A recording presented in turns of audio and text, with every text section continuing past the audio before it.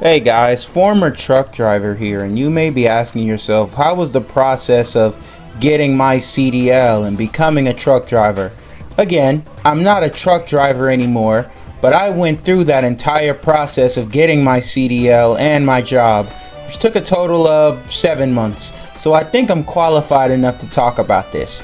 Step one is to ask yourself why you want to become a truck driver. Is it because you're from a family of truckers and you want to live your life on the open road? Or are you in this because you think it's an easy job that pays a lot of money? Which I can tell you, it is not. Truck driving is not for everyone. So look at your lifestyle, your personality, your habits, and everything else. And then decide if trucking is for you.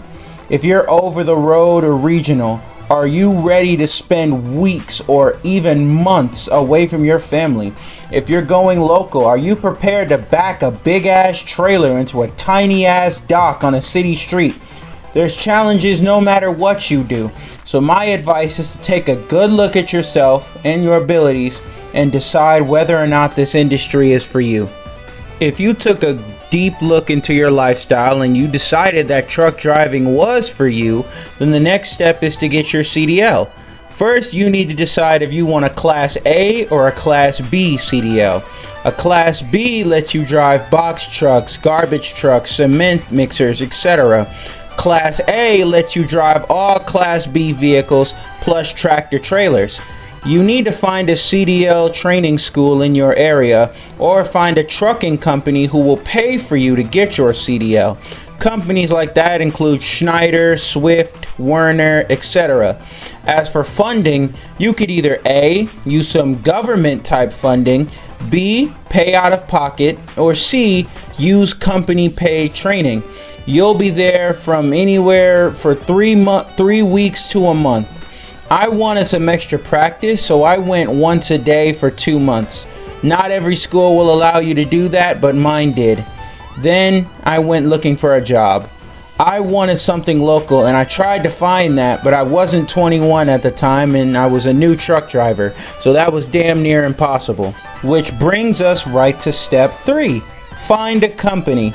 You're fresh out of CDL school with no experience. You have a 95% chance of going to a mega carrier company rather than a local company, unless either A, you have truck drivers in your family who can get you in with their company, or B, you're the luckiest person on earth. Your options are going to be companies like Werner, Schneider, Swift, Western Express, and other companies of that nature. Let me tell you this now. They don't care about you. Like, their recruiters will lie to your face through their teeth to get you to join their company. It's literally their job. They tell you what you want to hear, not what you need to hear. I got fired from Schneider because, I'll admit it, I kept fucking up. And I felt like I didn't have enough training, and I also felt like the job simply was not for me. But that's a video for another time. I see it like this.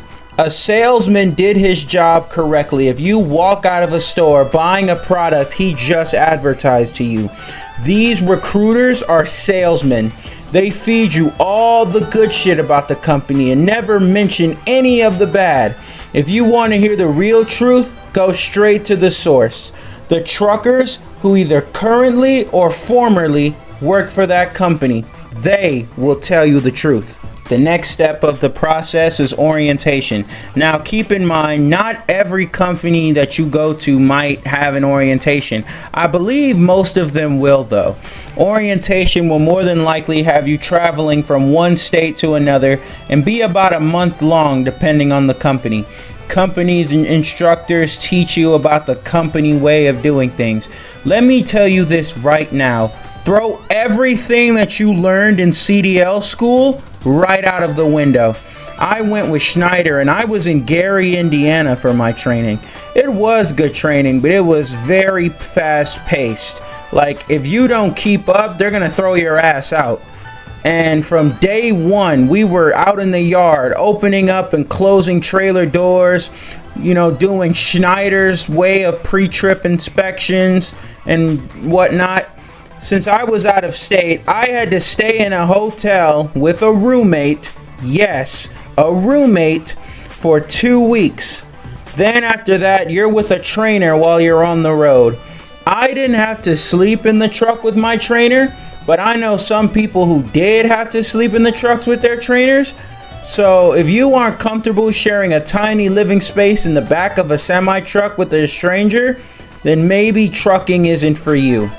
And finally, after you complete and pass orientation, you did everything else, you can officially consider yourself a truck driver. Woohoo! Now you'll be running solo across the country with no help and shitty dispatchers who micromanage the hell out of you and who don't care about anything but the load that you're delivering. Nah, I'm kidding. Mostly. Not all dispatchers are assholes, but they're certainly out there. Let me say this too. If your company is absolute garbage, find another one. If that one is bad too, find another one. Do not prioritize your job over your family, your own self-respect, your health, or anything of that nature. These companies need drivers more than the drivers need companies, and truckers are paid way too little for what they have to deal with on a daily basis. That's it for me though. I'll see you guys later.